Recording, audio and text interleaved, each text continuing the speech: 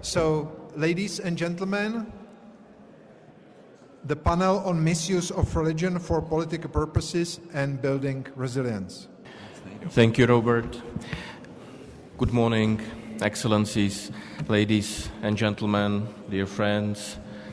I think we need to start so as to not take on too much of a delay, and I think the others will eventually join in the hall. My name is Šnaidauf. I work at this foreign ministry as head of policy planning and analyses, and it's an honor for me to have the role of chairing or moderating this introductory panel to this very significant international conference.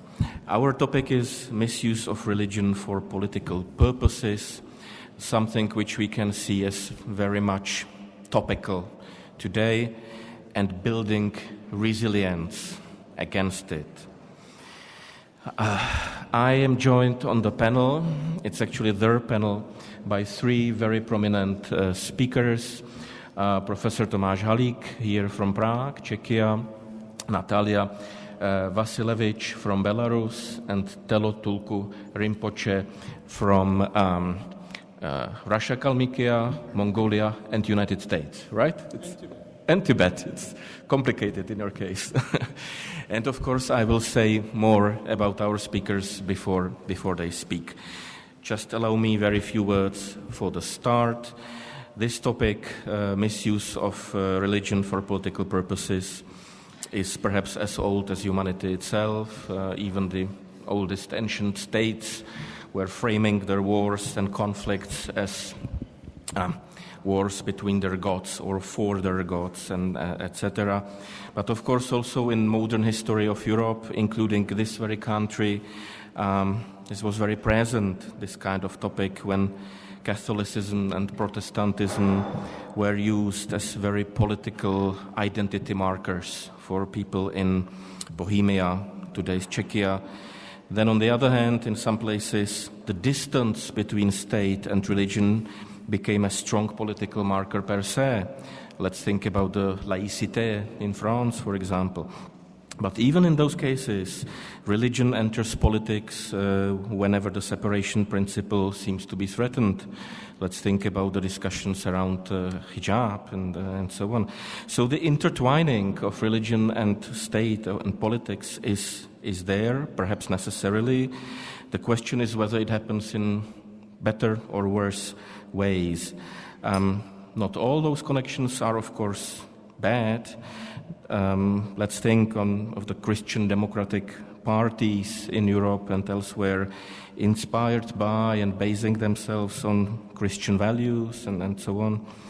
But of course the problem is political manipulation of religion, the insincere use of religion, indeed misuse, hiding behind religious concepts or prescriptions in order to advance agendas and intentions that have little or nothing to do with fulfilling the actual religious calling. I will stop here. I have been long enough, and I will pass the floor to the actual experts who I have with me.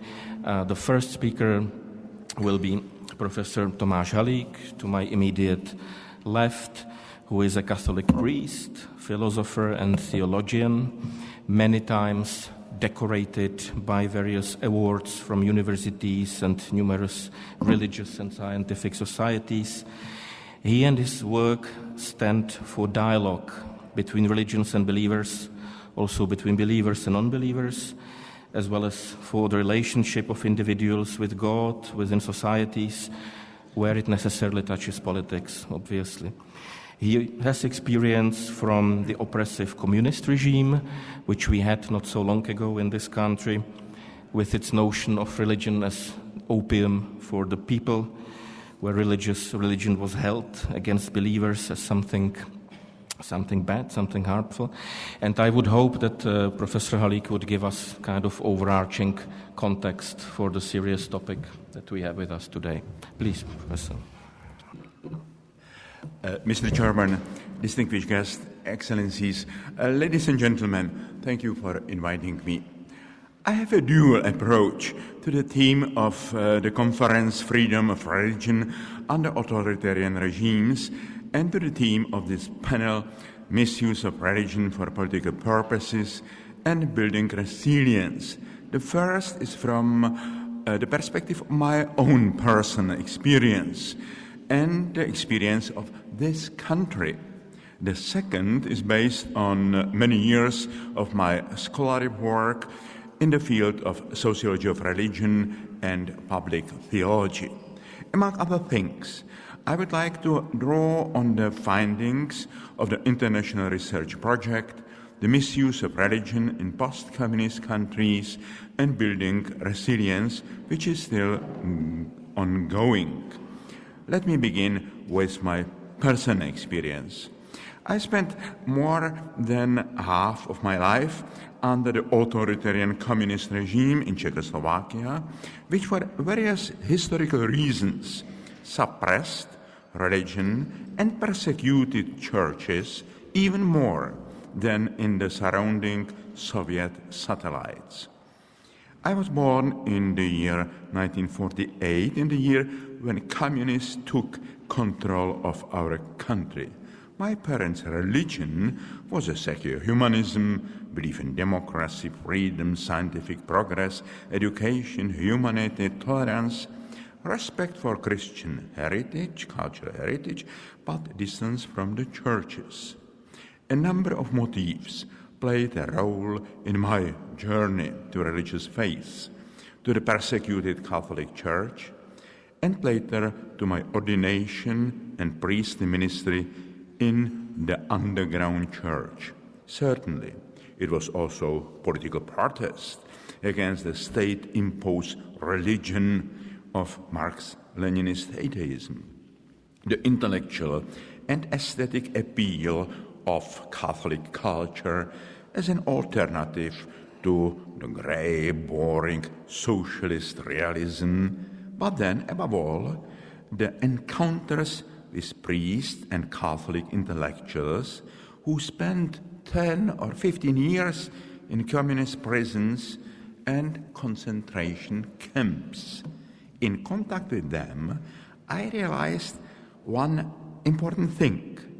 Those of them who became my teachers and spiritual guides understood the time of severe persecution as a school of maturation.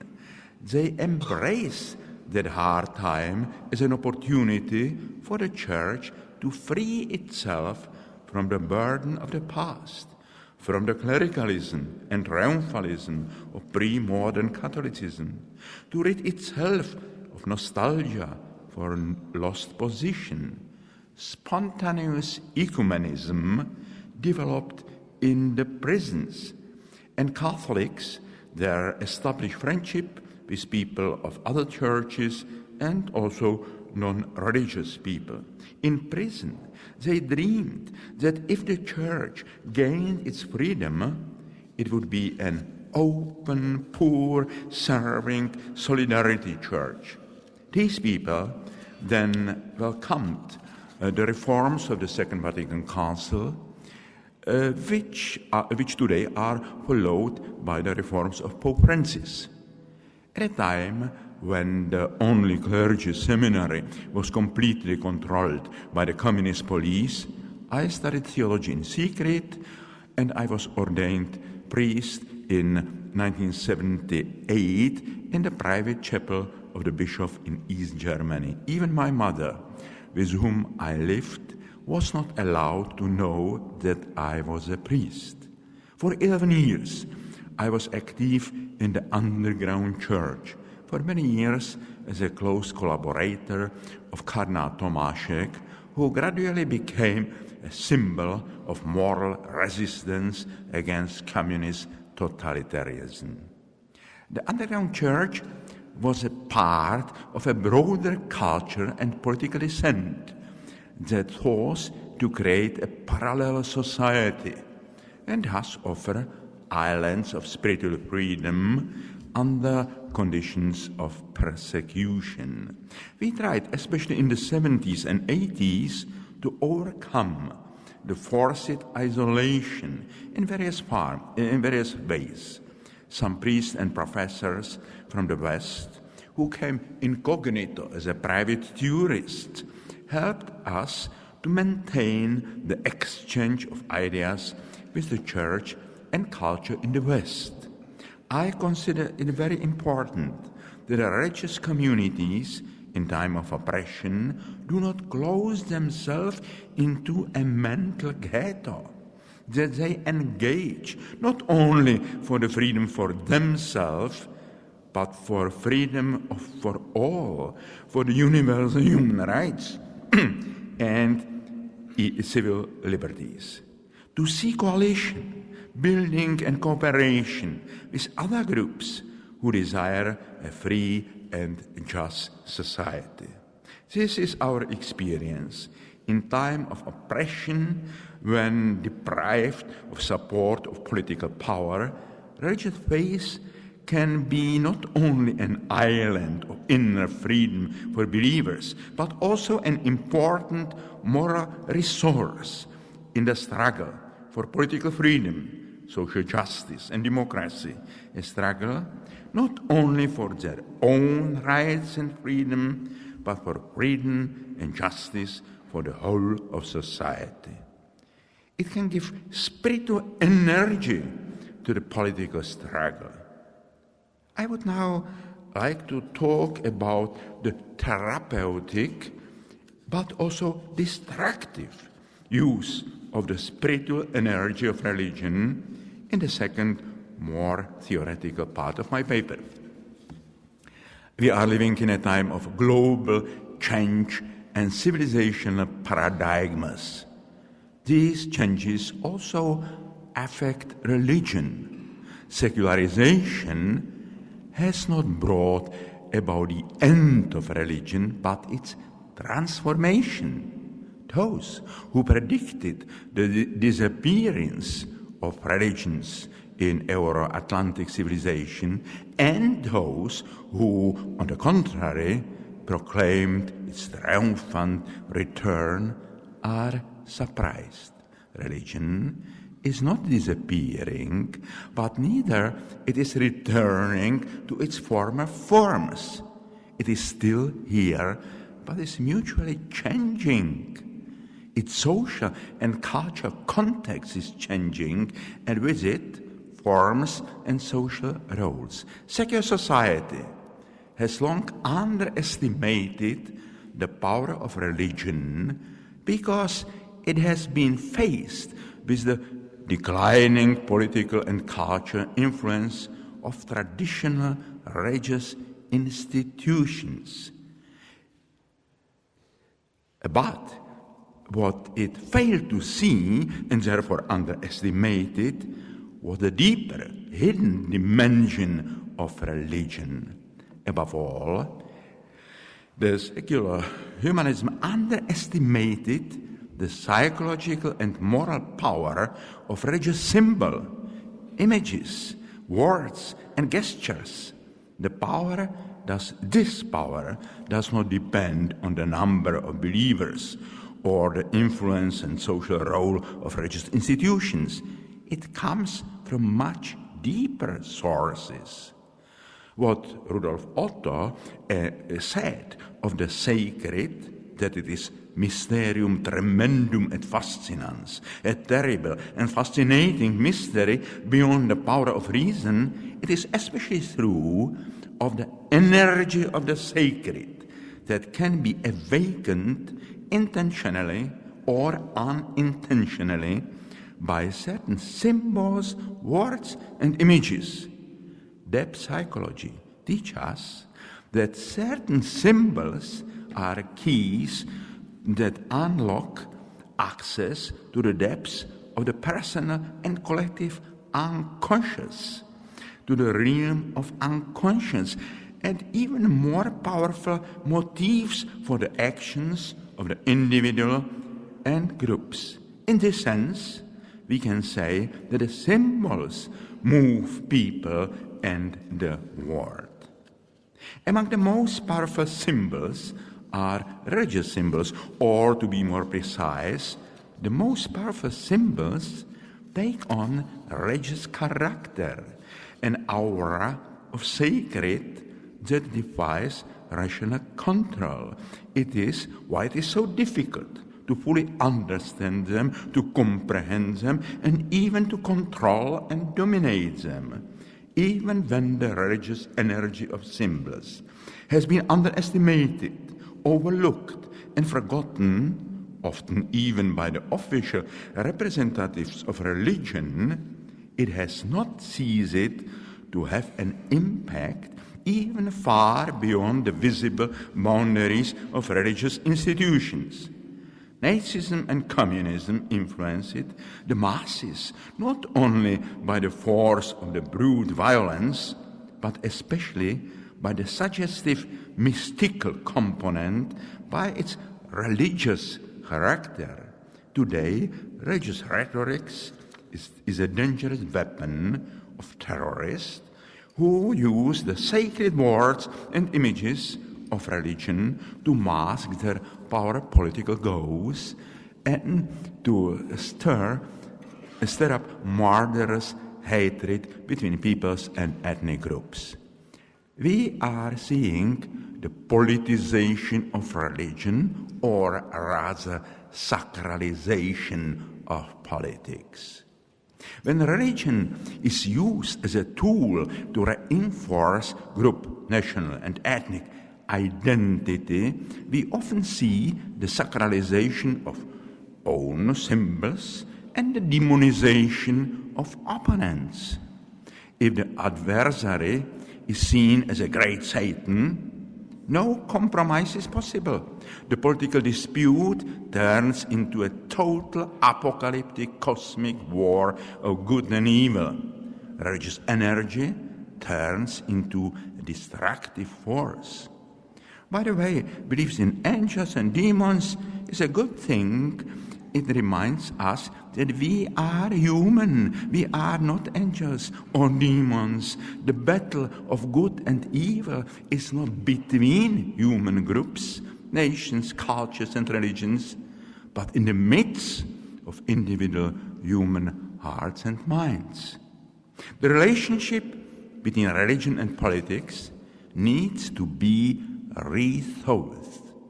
The Western world has succumbed to the illusion that it is definitely resolved, this relationship, with a model of separation of state and church. This was necessary at a time when the absolute state threatened the freedom of religion and the powerful churches threatens the freedom of civil society. But that time has long since passed. Nation-states have lost their monopoly on politics, and religious institutions lost their monopoly on religion. Political decisions are interpreted by the global economic corporations on the one hand and the global civil society on the other. Attempts to secularize Islamic countries by applying the principle of separation of state and church have failed, because Islam does not have institutions that are analogous to Christian churches. Religion is linked to culture, nation, and state in a different way in the Islamic world. Traditional religious institutions have lost their monopoly on religion. The greatest competitor of churches and religious institutions has long since ceased to be atheism, but that form of religion which has proved so dynamic that it has transcended the limits of traditional religions and religious institutions.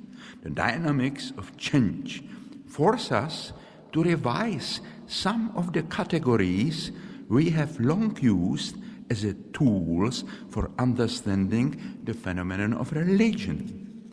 Let us begin with the concept of religion. The concept of religion, as it is commonly used, is product of the Enlightenment, in particular the Anglican theologians at Cambridge in the 17th century developed the model, the idea that there were different systems of religion analogous to the form of European Christianity on the threshold of modernity. But the word religion in so many languages derived from the Latin religio has no equivalent in non-European languages. Moreover, even in the course of European history, the meaning of the word religion has changed fundamentally, and what it denotes has also changed. The word religio is derived from the Latin verb religare, to reunite. From several centuries of European history, we know the role of Christianity as a religion in the sense of integrating force in society, a common language, lingua franca, understood by all. Christianity has gradually lost this role over the last 2 centuries. The role of religion as an integrating force in society and a common language has been replaced by a number of phenomena, from the Enlightenment to the midst of 20th century, natural science, in the Romantic era, culture and art, then nationalism and political religions, the ideologies of fascism, Nazism and communism. More recently, mass media played certain aspects of the social role of religion. They interpreted the word, influenced people's thinking and lifestyle, offered common symbols and church stories, and were arbiters of truth and importance. I have seen it on my own eyes on television. So it is true. It was the first item in the news, so it is important. So there was the arbiters of truth and importance. This integrating role of big media ended with the development of the social networks that close peoples in bubbles. For a long time, the global capitalist market, the market of goods and ideas, played a role of religio. This too is changing in the crisis of the process of globalization, with the explosive rise of populism, fundamentalism, nationalism, and political extremism. We are witnessing the globalization of infectious diseases, economic crisis, terrorism, and fake news, now with the help of artificial intelligence. Our contemporary world is in a great need of hope and trust. World religions throughout history have been a source of hope and confidence for millions of people. Today, that role is threatened by many of the internal problems of faith communities. I would like now to focus on Christianity as an example, the present and future, but I think it might be the inspiration also for thinking about other religions. Christianity, in the age of modernity, when Christianitas, the Christian empire, disappeared, lost its role as a religion in the sense of religio, integrating force of society. Christianity has acquired the form of one of the worldviews, and within this form is further fragmenting into different denominations and so on. This form of Christianity is in great crisis today. The external institutional form, the institution of the church, is also experiences a great crisis of credibility, especially after the revelation of many abuse scandals. We are witnessing attempts to turn Christianity into an identitarian political ideology, an instrument of the culture wars against modernity and secular society. We see an even more dangerous abuse of Christianity in politics today in the efforts of the Russian Orthodox Patriarch Kirill to be the ideology of the war criminal Putin, his former KGB colleague. We have a nice joke that Putin asks Patriarch Kirill, does God exist? And Kirill says, I hope not. I hope he doesn't. Pope Francis offers another alternative. It is a vision of the Church as a common way, synodos, a reform of the Church into a synodal form, a form of dynamic network of mutual communication. It is to be communication within the Church, but also outward. And I think it is also the inspiration for the relations in the whole human family. The synodality is to develop Catholicity, the universality of Christianity, that is, to create an open ecumenical communion which is to contribute the universal fraternity, as Pope Francis writes about in his encyclical Fratelli Tutti. I find this encyclical Fratelli Tutti, which also emerged from the Pope Francis dialogue with Muslims, with the great Mufti of Al-Azhar University, as inspiring for the 21st century as the Universal Declaration of Human Rights was for the 20th century. I would like also to mention a metaphor often mentioned by Pope Francis, the Church as a field hospital. I think it could be the inspiration not only for the Catholic Church, but also for other faith communities, to be a field hospital. The Pope is referring to the model of the Church that does not remain behind the walls of its security in splendid isolation from the outside world, but rather goes out sacrificially and courageously to places where people are physically, socially, psychologically, and spiritually wounded, seeking to dress and heal wounds. I'm convinced that is the metaphor invites further reflection. A field hospital needs the facilities of a solid modern hospital that has its own research facilities, provides quality diagnostics, and it's dedicated to prevention, therapy, and rehabilitation. The word religio can also be derived from the verb relegere, to read again. I think the role of religion as a new hermeneutics, as a relecturing, as a relecture, as a new, more attentive reading, allowing for a deeper understanding, a contemplative approach to events in the world is needed. Jesus speaks in the Gospel of the need to read the sign of the times.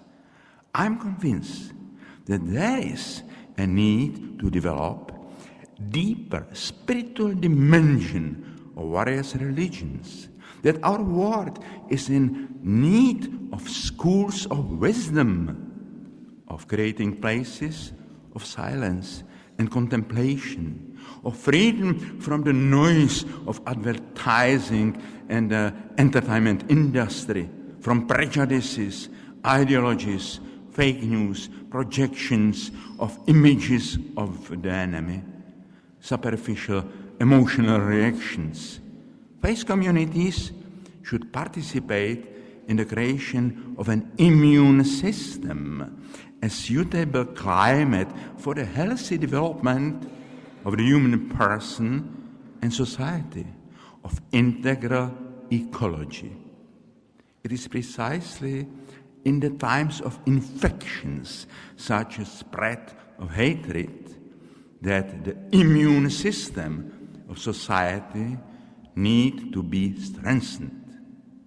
Rehabilitative care can be defined as a work of believers and society and faith communities in societies that have long been wounded by social and political conflicts, wars, and dictatorship, where the social capital of trust and solidarity has been exhausted. There, traumas, unrevealed guilt, and broken relationship between people and human groups persist for a long time. Here, Christians, and not only Christians, the people of faith, can and should apply their experience to the practice of repentance, reconciliation, and forgiveness for the inner healing. A positive example is the work of the faith communities in South Africa after the fall of apartheid, and in many other countries where the healing of the scars of the past was needed. I fear that the churches have not done enough to heal societies after the fall of communism. When the wars in Ukraine and the conflict between Israelis and Palestinians is over, when the dictatorship regimes in Russia, Cuba, North Korea, and many other dark places on this planet fall, there will be an enormous amount of work for the communities of faith and their role as a field hospitals. Let us think about this even today. Thank you very much.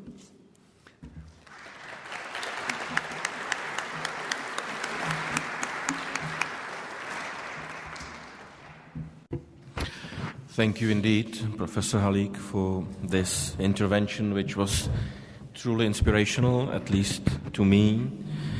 You spoke about so much fundamental change at very deep levels of paradigm, and also the metaphor of religion as a field hospital with all what comes with it, the healings and the immunity and so on. Very, very interesting, and I think can and should be further discussed. Our next speaker is Mrs. Natallia Vasilevich, who is a theologian, political scientist, as well as a lawyer from Belarus. She taught inter alia human rights at the Belarusian Law Institute in Minsk, which is probably not the easiest place to teach human rights. She is active as a scholar in ecumenical studies at the University of Bonn, where she is now working on her next academic achievements. She also is a moderator of Christian Vision, which is an ecumenical group uniting Christians in Belarusian democratic movement. I think the relationship between politics and religion, or between the leaders of both, belong to her long-standing topics that she examines.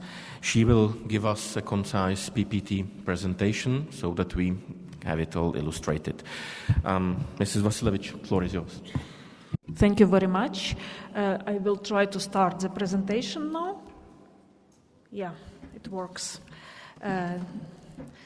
Dear participants of the conference, excellencies, ladies and gentlemen, I would like to share with you a presentation and a paper on how theological concepts are misused in the ecumenical movement in relation to the war in Ukraine.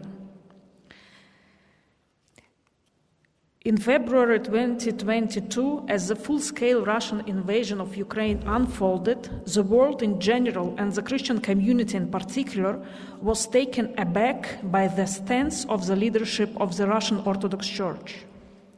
After a few days of silence, Patriarch Kirill of Moscow, in his sermons, surprised many by expressing support for the military operation rather than taking the expected anti-war stance as a leader of a Christian community. Within the scope of Christians Against War, a project which I also coordinate, according to our monitoring, for this very moment, 209 priests of the Russian Orthodox Church were identified as actively participating in various capacity in the military activities of the Russian army, with 10 having already lost their lives and 1 being wounded. Notably, the Russian Orthodox Church did not give rise to a robust anti-war movement. In the early March 2022, an open letter for reconciliation and an end to the war was published by the clergy of the Russian Orthodox Church, and only 293 people signed it.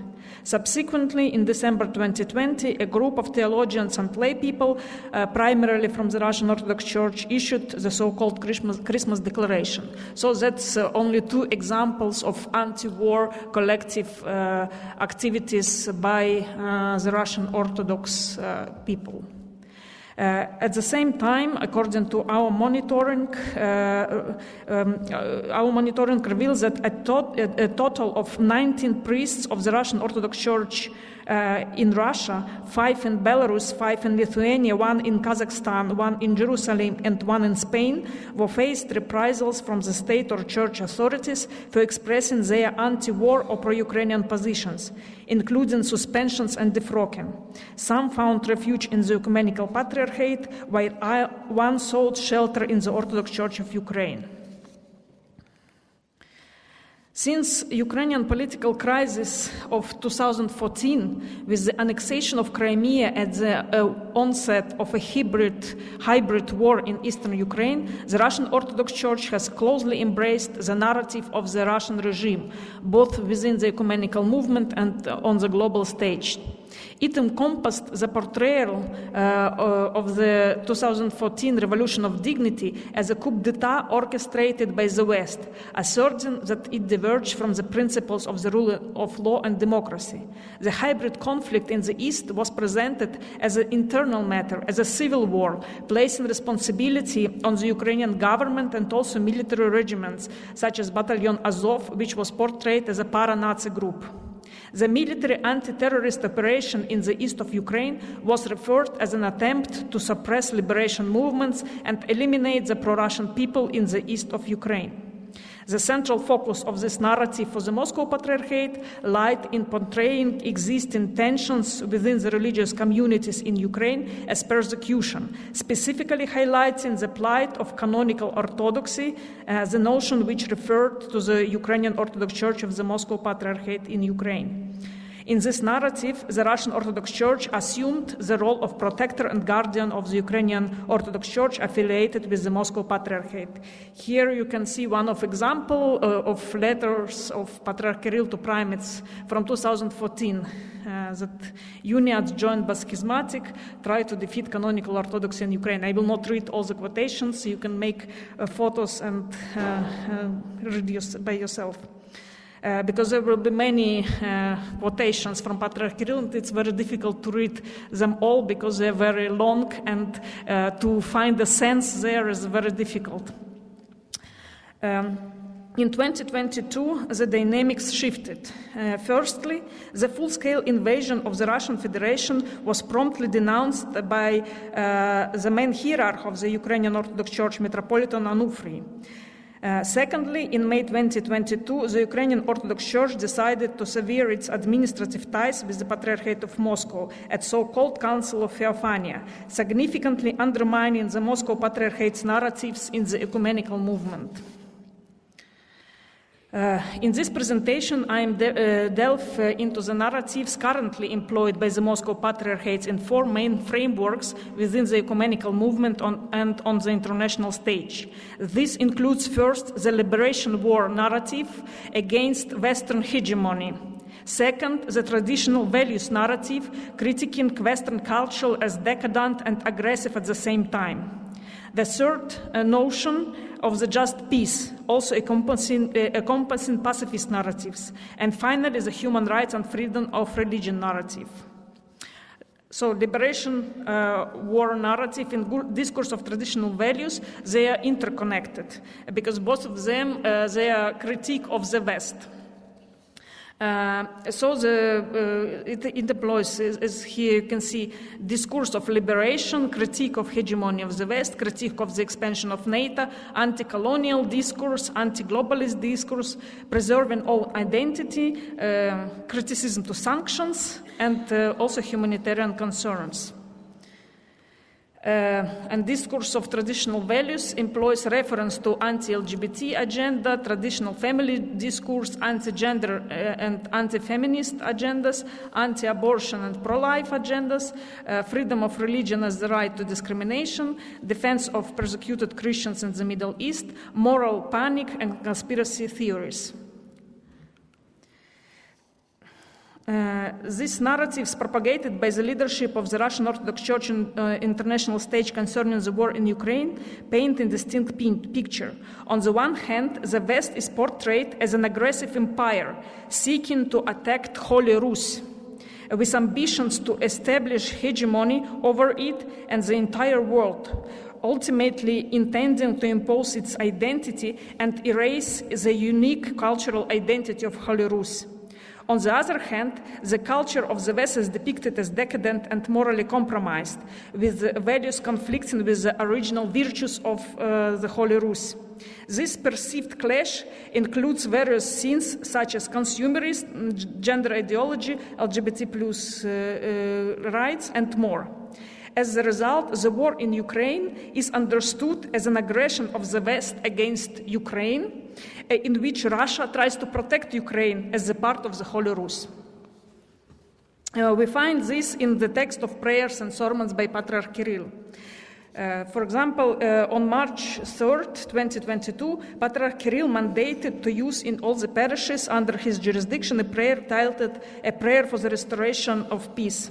This prayer includes the notion of Holy Rus applied to people whose hairs are baptized, who are heirs of those baptized in the font of Holy Prince Vladimir. And so these people are attacked by unspecified foreign tribes desiring to be at war and to fight against Holy Rus. These foreign tribes received their characteristics in the sermon of Cheese Fair Sunday on 6th of March.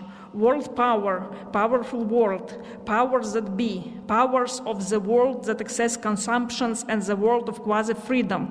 That's who attack in Ukraine today. This struggle has a metaphysical meaning. Ukraine is fighting back to keep its own identity, which is threatened by the West, not by Russia, which rather stands on the side of the light, maintaining its fidelity to God's word up to sacrificing itself on the cross. In his sermon on the day of Alexander Nevsky, 2022, Patriarch Kirill once again characterized the West as an adversary, while acknowledging that the Golden Horde from the East sought a toll. Those from the West were portrayed as aiming to enslave the souls of Orthodox, leading them towards spiritual demise. This narrative suggests a perceived threat of the West altering the cultural code and infringing upon the spiritual sovereignty of the country. The theology of the liberation war was ingrained already in the basics of the social doctrine of the Russian Orthodox Church as early as 2000. While seeking for an official theological teaching of the Russian Church, researchers logically refer to the 8th chapter of this document, which is dedicated to the war, and where the teaching of the just war can be found. Here you can see this statements from the basics of the social doctrine from the chapter 8.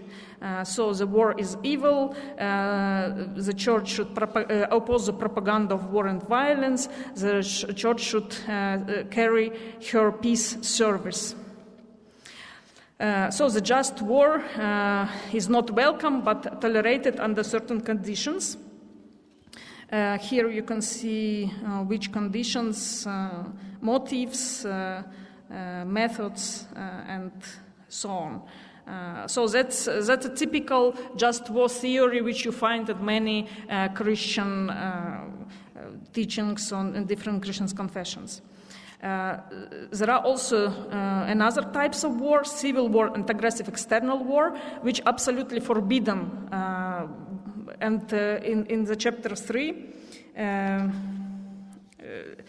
this chapter 3 is dedicated to the relations with the state, and it denounces civil war and aggressive war strictly, while the church is prohibited to support its own state or cooperate with it. So according to this part of the basics of social doctrine, Patriarch Kirill could not be able to cooperate even with the Russian state while it was waging the aggressive external war. Another type of war is inter-ethnic conflict.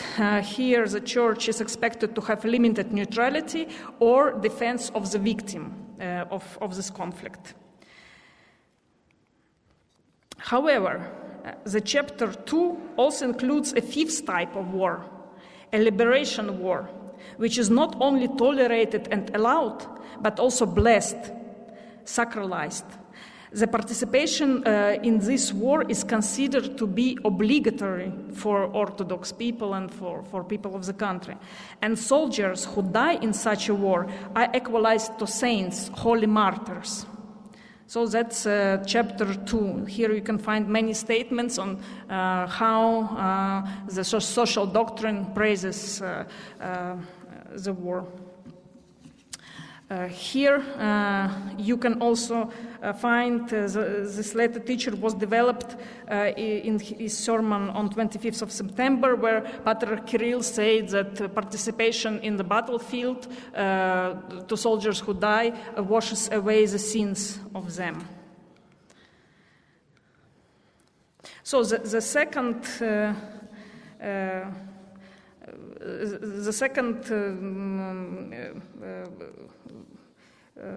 notion which is used, it's a notion of just peace and notion of pacifism narrative. However, just peace is often used in the ecumenical arena for denial of self-defense of Ukrainians. But how, in reality, the Russian Orthodox Church has this position on pacifism? Here you can see a prayer for Holy Rus, where Patriarch Kirill asked people to pray for victory in the war in Ukraine. And one of the priests, instead of victory in this prayer, ask God for peace, not for victory. And this priest was defrocked by the ecclesiastical court of Russian Orthodox Church, and he remembered that he was asked, are you against the war? If you are against the war in general, you are pacifist and heretic. If you are against this particular war, you are Banderit, so the follower of Ukrainian hero Bandera. Yeah, so here I will show you several quotations where Patriarch Kirill speaks about peace. On 18th of October, he speaks that we need lasting peace, and there is no peace without justice, and we need peace and justice to prevail. In Eastern message, he spoke about lasting and just peace. With discussions with ecumenical representatives like Archbishop of Canterbury Justin Welby, he spoke about peace and need of peace with Pope Francis during the visits of WCC delegations in Moscow, and so on. So there were many occasions where Patriarch Kirill were preaching peace, and once he even said in one of the sermons, many people accuse me that I am pacifist. So it was also very interesting how he himself understands his own position in the war in Ukraine, seeing that he was supporting it. So the last which has a very strong connection to our conference here, the discourse of human rights and freedom of religion or belief. There is, since late September 2020, the tensions between Ukrainian government, large part of Ukrainian society on the one hand, and Ukrainian Orthodox Church on the other hand started to grow. First, because of facts of collaboration of individual clerics, including high-ranking with the Russian military. Second, because of spreading among Ukrainian society of anti-Ukrainian Orthodox Church moods. There was several criticism toward the situation with the freedom of religion or belief from different angles. International organizations such as UN High Commissioner on Human Rights organizations and experts, academia, including Orthodox activists and academics from Ukrainian Orthodox Church of Ukraine.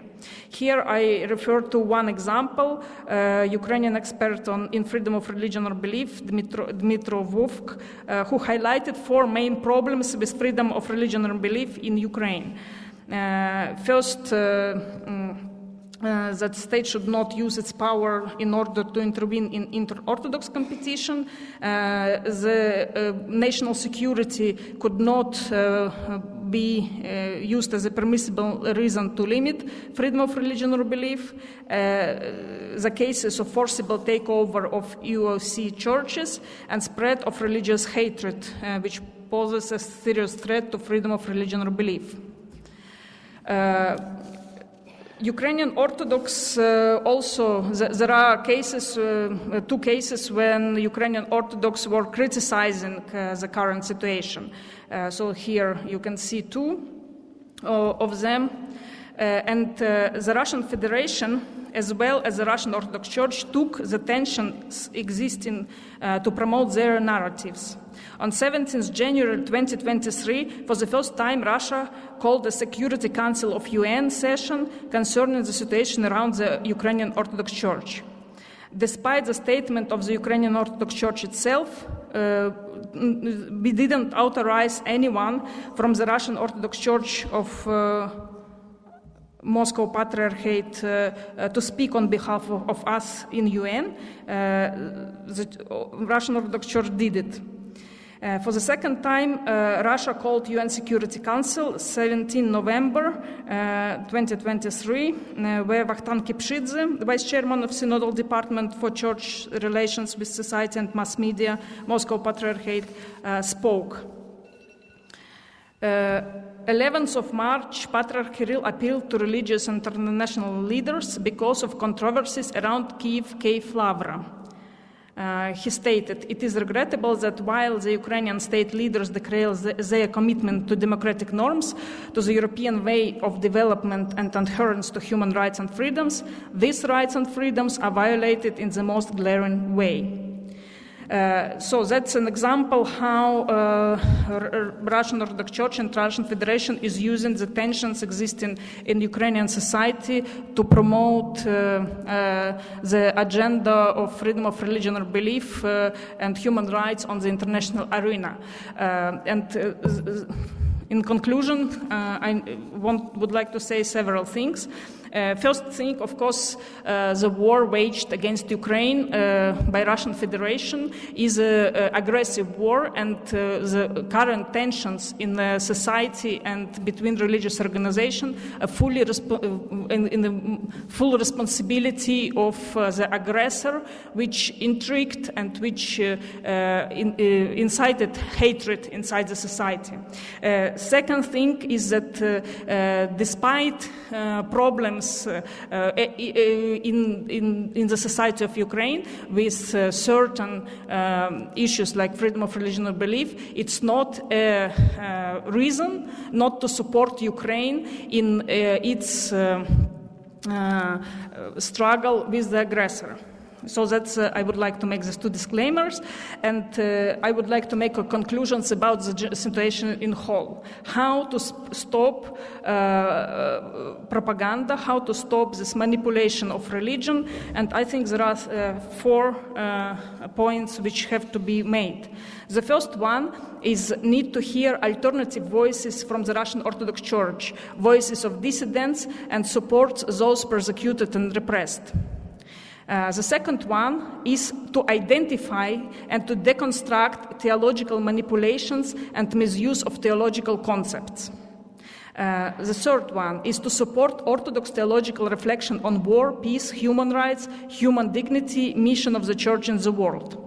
And the last one, to develop a balanced approach in addressing the issue of freedom of religion or belief in Ukraine based on international standards on human rights, international human rights law, and on impartial investigation with attention to all actors in Ukraine. I think it's very important and for sustainability of the Ukrainian society, we should be very attentive and hear the voices, and especially the voices who claim that they are persecuted. Even if in the end it will appear that it's just manipulation, for example, or these claims do not have a real basis, these voices should be heard and the cases should be investigated. That we must be balanced, we must be based on international law and international standards and freedom of religion or belief.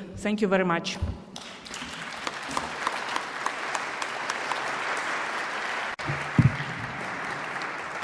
Thank you indeed, Mrs. Vasilevich, for bringing us so closely to the Russian war in Ukraine and how church has been used and misused for that aggressive war, including through the concept of Holy Rus, and trying to forge an identity threat for the Holy Rus from the West, and who does not recognize it is automatically, who wants peace is automatically a heretic, and so on. And the destruction of church as a declared aim by Russia of Ukraine, these are all very serious theological manipulations, as you named it. And thank you also for pointing out the ways ahead towards resilience and how to resist against all these things. Thank you indeed. And we have the third and last speaker today, Telo Tulku Rinpoche, who also has his civil name Erdne Ombarikov. And with him, we have a spiritual leader of a whole ethno-religious community. Telo Tulku Rinpoche was born in the United States. Oops. I'll finish soon. But with the involvement of His Holiness the Dalai Lama, became the spiritual leader of the Kalmyk Buddhist people in Russia. He was that for many years, until January this year, when he spoke up for the Ukrainians as victims of the Russian aggression and was designated by the Russian regime as a foreign agent. Subsequently, he resigned from his function. I believe he has a very intimate experience, like very few others, perhaps, with the operation of the Russian state machine vis-à-vis religion. And I hope he can share with us some lessons from that. The floor is yours. Thank you. Thank you very much. Dear esteemed guests, fellow delegates, and faith leaders, it is my honor to be with you today to address the suppression of religious freedom, which has had a critical impact in so many of the world's societies. Former President Václav Havel understood this very well. He understood the power of the human spirit in building resilience and in coping with the injustice and cruelties of oppressive political regimes. He spoke about the singular, explosive, incalculable political power of living within the truth as a means of surviving oppression. As I prepare today's speech, I was very moved as I recalled in my early 20s, the memory of His Holiness the Dalai Lama's first visit to the newly founded Czech Republic at the invitation of former President Václav Havel. It was a political and cultural milestone for all of us to witness the visit of the Dalai Lama as one of the early significant acts as a newly liberated country. Since then, His Holiness the Dalai Lama has visited the Czech Republic at least 10 times, twice since the passing of former President Václav Havel, as a participant in conferences and meetings within the framework of Forum 2000. They were so close that the Dalai Lama even traveled to be with him a week before the passing of former President Havel. I'm speaking to you today from my perspective as a Tulku. In other words, in the Buddhist tradition, a reincarnation of a High Lama. I'm of Kalmyk heritage. I was born in America. I was fortunate to receive a monastic education in a Tibetan refugee monastery in India under the guidance of other Tibetan lamas, precious teachers who have given me extensive training in Buddhist philosophy and practice. These institutions were re-established in exile by Tibetan refugees as a means to preserve and promote Buddhist education, Tibetan language, and culture, as well as to protect the religious lineage. This was all made possible thanks to the visionary leadership of His Holiness the 14th Dalai Lama. Just before the collapse of the Soviet Union in 1991, I had an honor to be part of His Holiness the Dalai Lama's first visit to the Republic of Kalmykia, a region in the Russian Federation whose once rich Buddhist heritage was destroyed by Soviet communist policies and severely impacted the community with the forced deportation of the Kalmyk people to Siberia. I recall His Holiness the Dalai Lama saying to a journalist before his departure from Kalmykia, the Dalai Lama said, "The people of Tibet and Kalmykia are like twin brothers and sisters who have suffered tremendously under the rule of totalitarianism." In 1992, I was elected by the people of Kalmykia as the Shajin Lama, or Supreme Lama of the Kalmyk people. As their spiritual leader, my role was to lead a Buddhist revival among the approximately 160,000 Kalmyks who live in Kalmykia. Many years later, I was appointed to the role of representative of His Holiness the Dalai Lama to the Office of Tibet based in Moscow.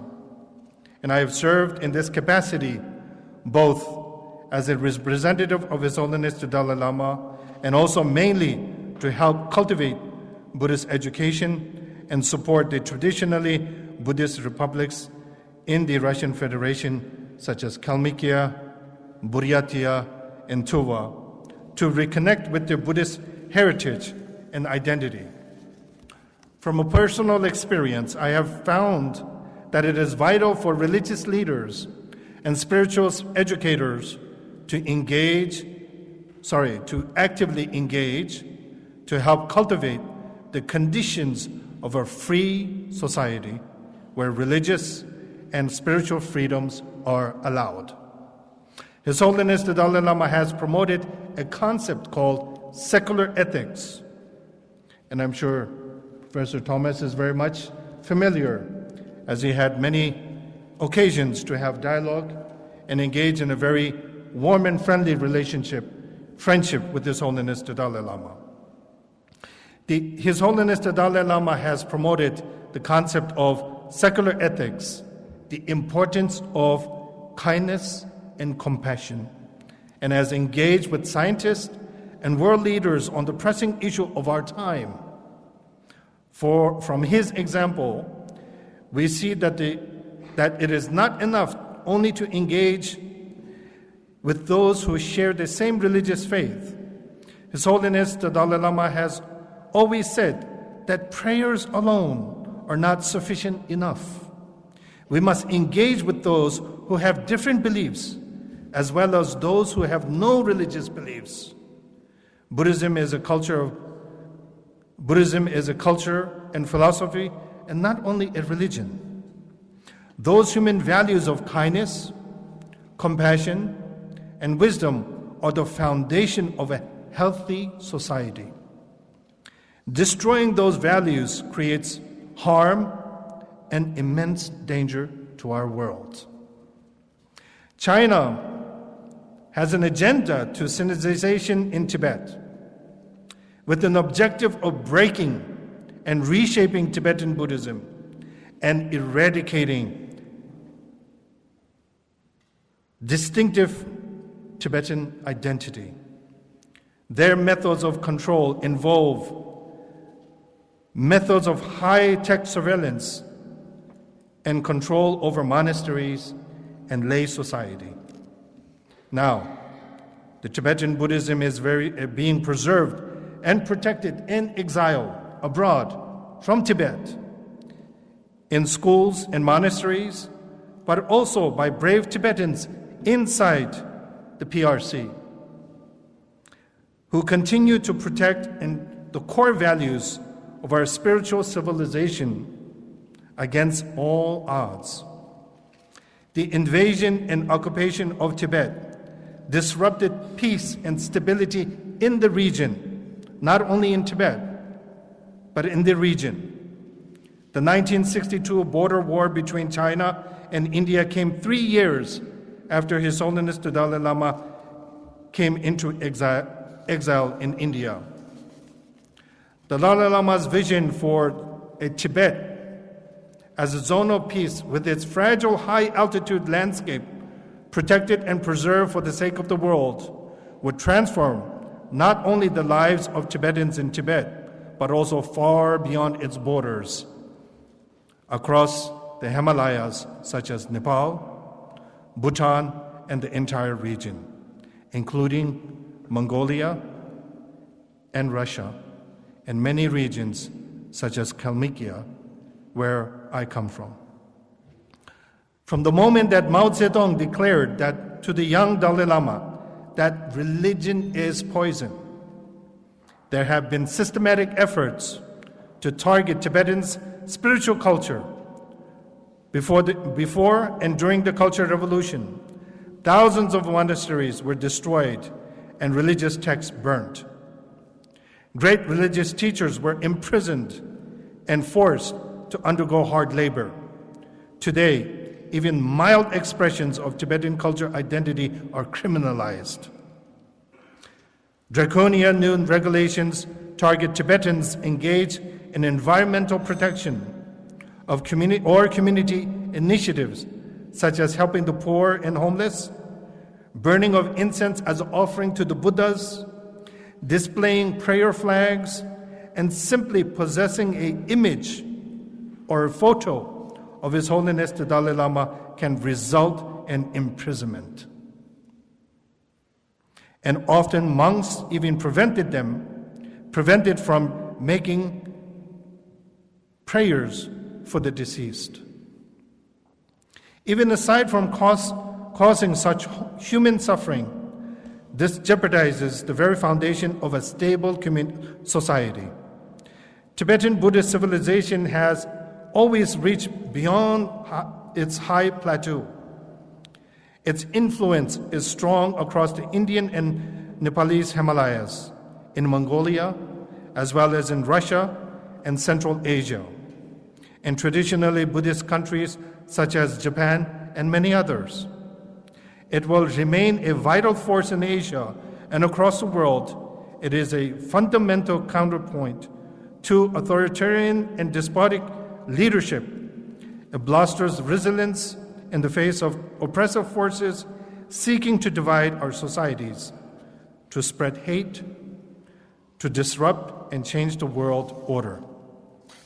The interference of the Chinese state with the practice of Tibetan Buddhists has also led to further complexities with Buddhist countries such as Mongolia, as well as Buddhist communities or Buddhist republics within the Russian Federation, such as Kalmykia, Buryatia, and Tuva.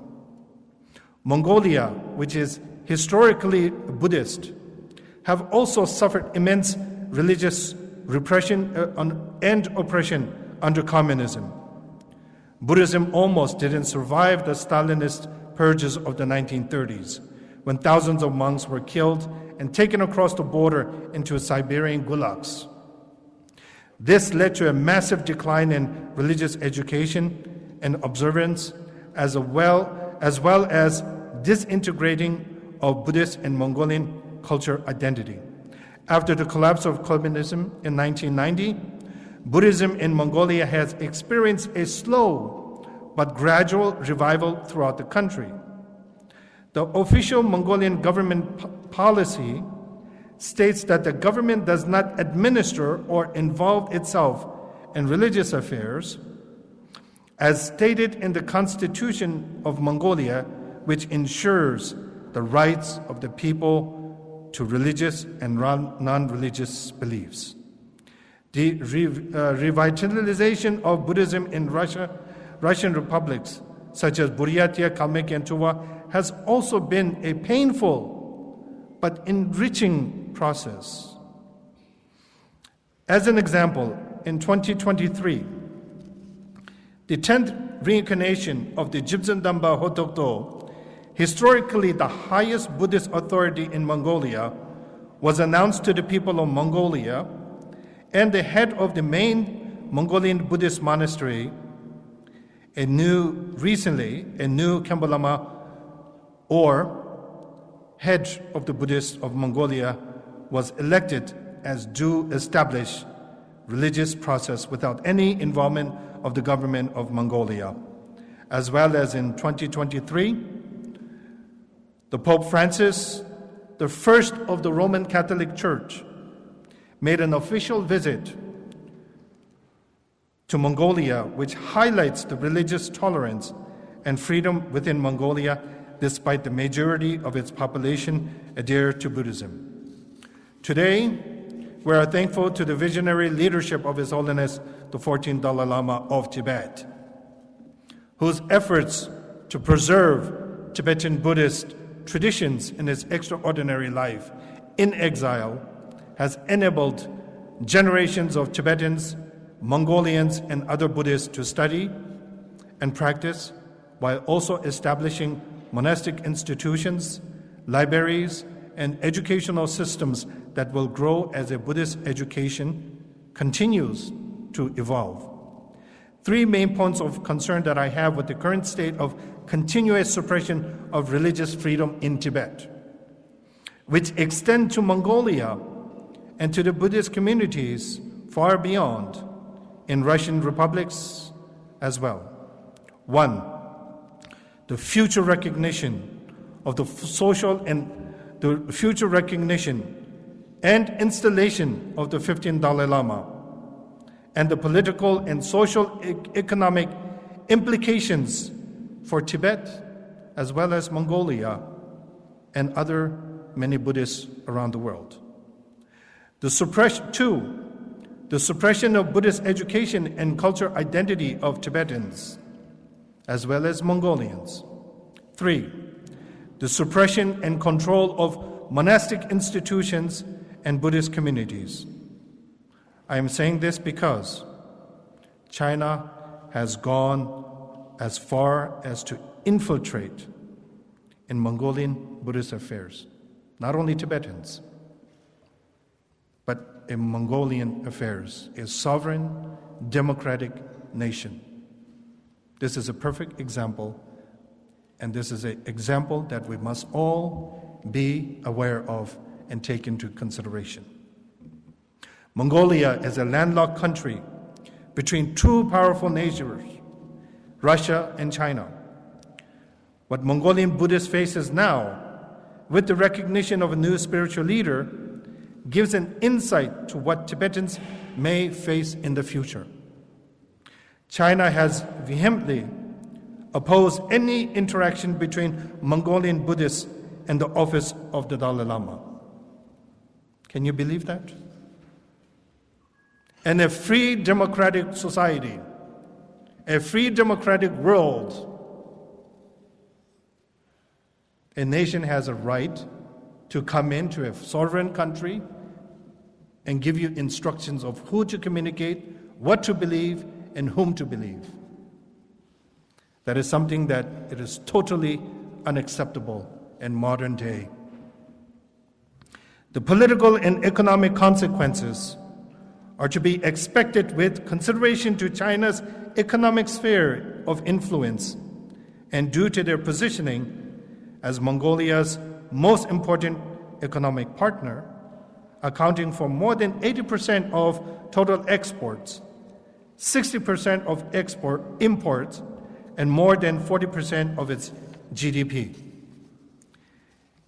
The emergence of the 10th Bogda Jibzandamba reincarnation of Mongolia has given not only a high-profile spiritual leader, an important lineage holder of the Tibetan Buddhist tradition in the region of Mongolia, but also a precarious position amongst relations between Tibet and China.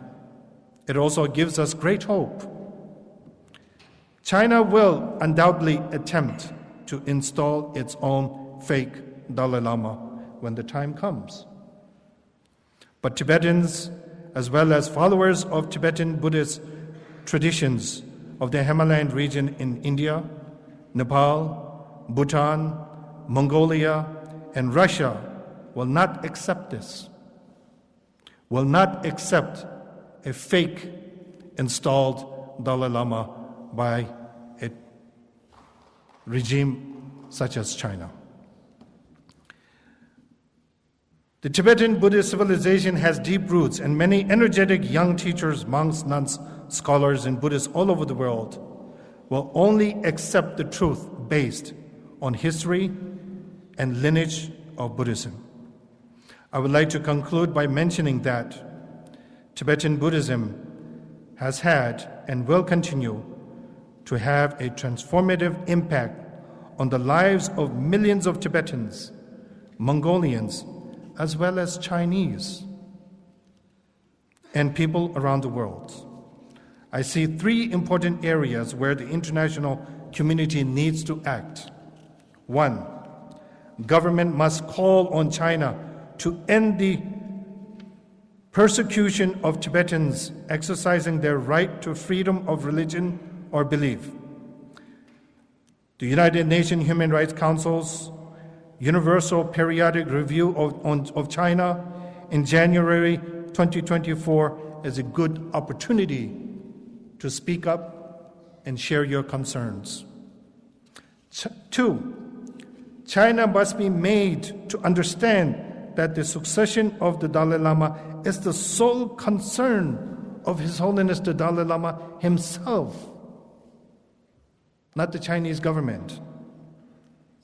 The sole concern of His Holiness the Dalai Lama, the Tibetan people, and the people who are historically linked to Tibetan Buddhism. Three, develop a better understanding of importance of Inner Asia, such as Tibet, Himalayan regions of India, Nepal, Bhutan, Mongolia, and Russia for peace and stability in Asia and across the globe, and support the Dalai Lama's plan for peace and stability for Tibet, as well as our global community. I end here with humble and sincere thanks to the Czech government for hosting us, bringing such wonderful people from various backgrounds and traditions in this wonderful city of Prague, and giving me an opportunity to share my thoughts with you. Thank you very much. Thank you very much.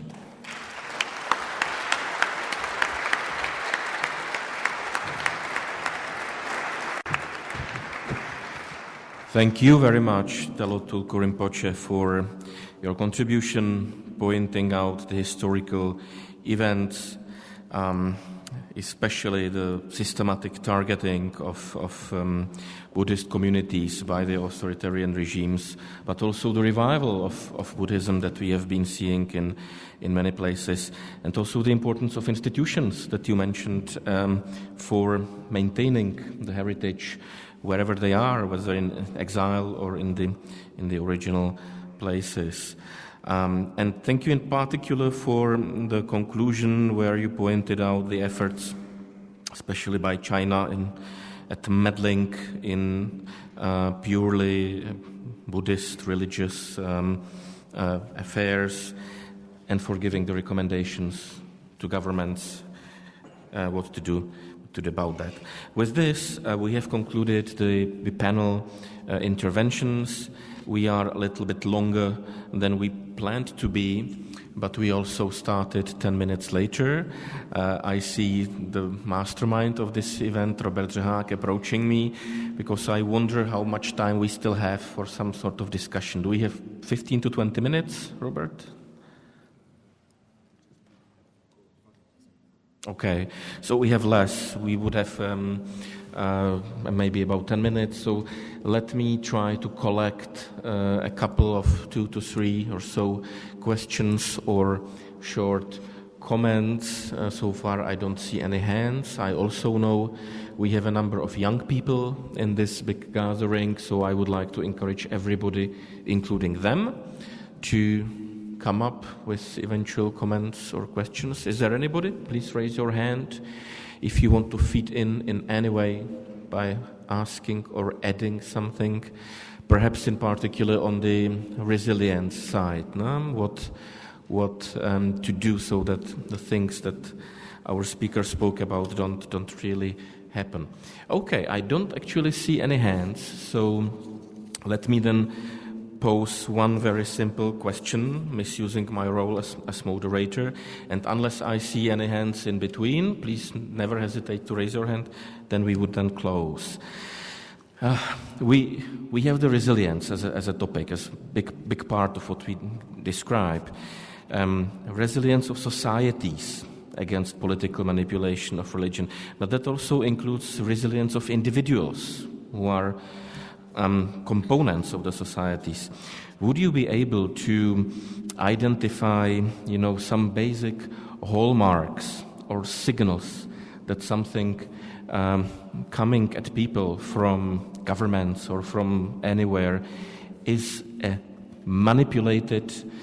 religious manipulation or misuse of religion by somebody? Is there something that, people, ordinary people, let's say, could use as a mental aid to distinguish such efforts and be able to defend and resist, perhaps? Not an easy question, perhaps. Maybe we can quickly start again from Professor Halík. I think it's very important, the individual spiritual life.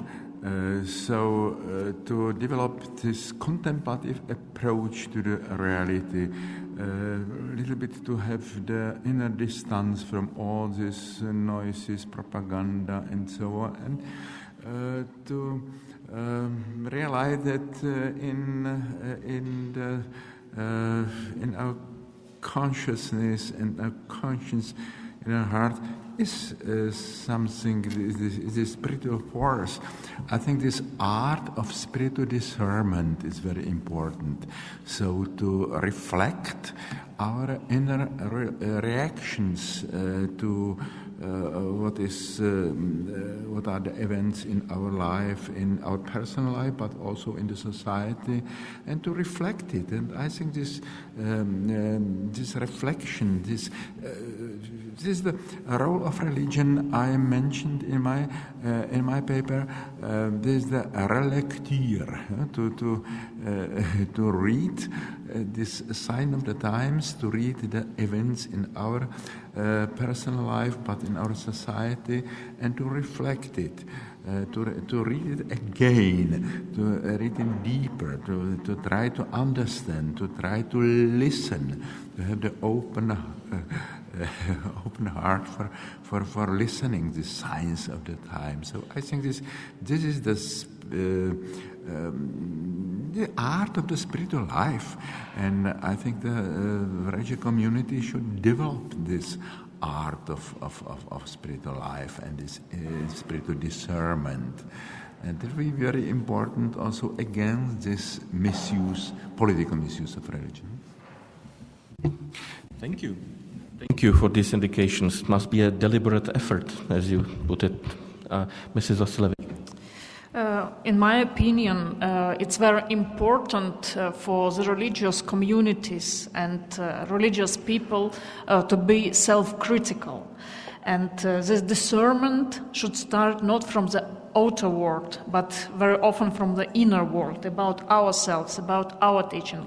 And I agree with this reading, always going back and reconceptualize your own tradition, your own statements, your own stances in the society. Because this society where there is not self-apology but self-criticism as a natural process, I think this society can really be resilient. It can oppose propaganda, it can oppose conspiracy theories, because it's very self-reflective, and I think it's very important. And for the churches, such a self-reflection is called theology. Theology is something which never stops to go back and to go forward and to understand and to reconsider and to find mistakes and try to rebuild relations, rebuild mistakes, and ask pardon in case of mistakes. So repentance and self-criticism, I think it's a very important for resilience. Thank you very much. Actually goes in a similar direction as the previous contribution and adds to it. Telo, Tulku, Rinpoche. I think sharing my personal experience growing up was a very interesting time by the time I reached my late teenage years in the early 1990s. The change that was taking place in Eastern Europe and across the world was a symbol of resilience, definitely. During the 20th century, so many countries have faced unnecessary and unthinkable and unimaginable bloodshed. And by the time where many countries were overthrowing their communist regimes and adopting democratic values,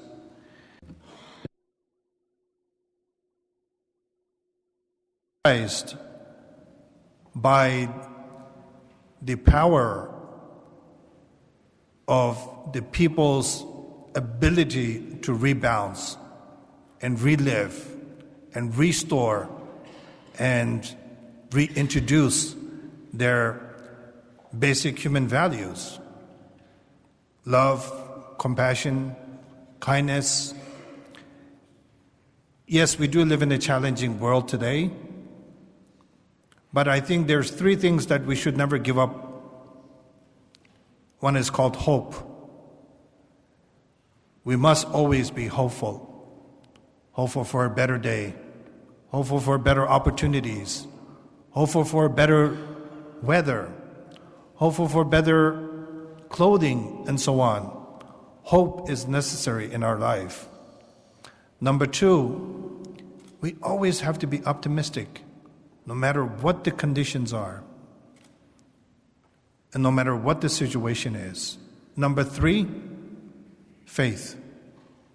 And here, when I talk about faith, it is not in some external being or some celestial being. It is faith in ourselves, that we can be resilient, we can be patient, we can be tolerant, we can be forgiving. And I think these are the three important things, or three important tools that we can apply to our life. And I am always trying to be an optimistic person. And I learned a lot about the resilience, the meaning of resilience, living among the Tibetan refugees for many years and having the opportunity to have a personal interaction with His Holiness the Dalai Lama. And also, after many years serving the Kalmyk community in Russia, who have suffered tremendously, one thing that the socialist regime or the communist regime took away is they took away the monasteries, the libraries, and so on. But there's one thing that they could never take away, and that was the people's faith and belief within. As Natallia just mentioned, that we have to look within, and that is something that very valuable and cannot be taken away by any regime or any government or any individual. Thank you so much. Very clear. And because I don't want to shun the audience, and I have seen exactly 3 hands, we can't? All right, so there is an authoritative signal. We have no more time to take the questions. Sorry for that. It was a little bit late. So let me thank to the panelists, first and foremost. I think 3 very different, very complementary interventions and very inspirational, all of them. So thank you again, and thank to you for listening and being with us. Thank you.